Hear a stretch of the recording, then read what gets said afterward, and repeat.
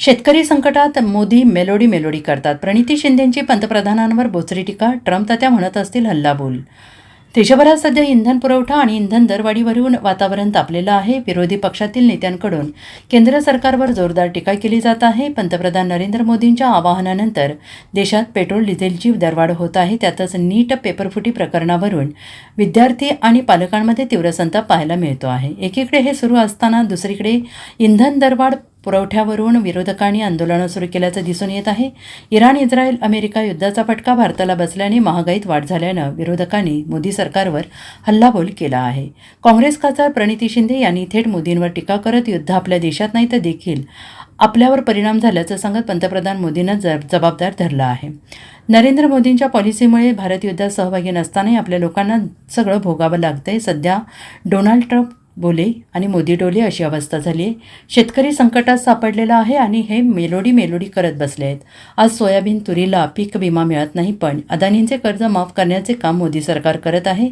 ये तो सुरुवात है, आंदोलन अभी बाकी है, आम्ही सरकारचा धिक्कार करतोय असं म्हणत प्रणिती शिंदेंनी केंद्रातील मोदी सरकारवर टीका केली आहे. शेतकऱ्यांवर जे संकट आज आलंय ते मुद्दाम आणलं गेलं आहे. इराणकडून तेल घ्यायचं बंद केलं नसतं तर आज पेट्रोल आणि डिझेलचे भाव वाढले नसते. काही दिवसांपूर्वी पंतप्रधान शेतकऱ्यांना सांगतात खतं वापरू नका. खरीपाचा हंगाम असताना शेतकऱ्यांना खतं वापरू नका म्हणतात. शेतकऱ्यांना कोणी अडचणीत टाकलं, देशाला कोणी अडचणीत टाकलं असेल तर ते पंतप्रधानांनी अडचणीत टाकलेलं आहे असंही प्रणिती शिंदे यांनी म्हटलेलं आहे.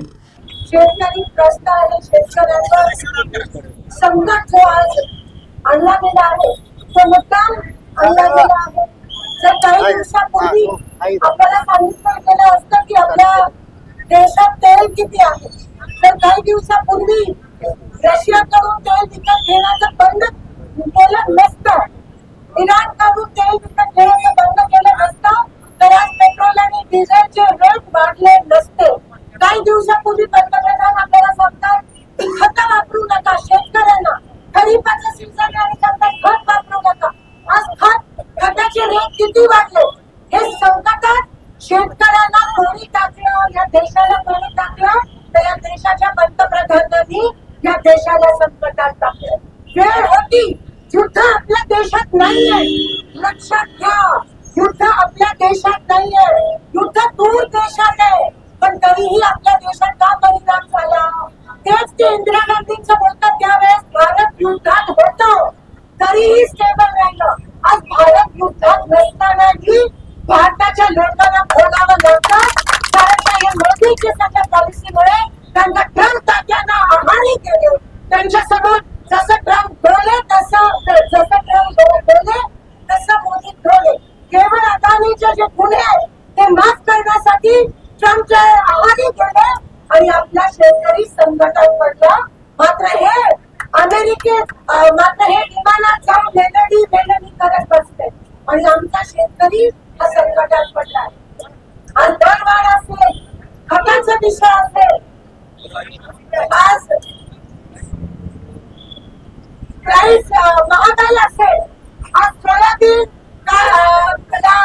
पीक विमा मिळत नाहीये, तुरीला पीक विमा मिळत नाहीये. शेतकऱ्याचे खूप मोठे हाल झाले. एक तर त्याच्या वाळूच्या ठेक्यामुळे शेतकऱ्यांना शेतीपर्यंत पाणी सोडायला या लोकांनी वेळ लावला. ट्रॅक्टरांचे पॉइंट सगळ्या ठिकाणी नदीमध्ये आहे. म्हणून काही असलं तर हे शेतकऱ्यांना पहिला टार्गेट बनवतात.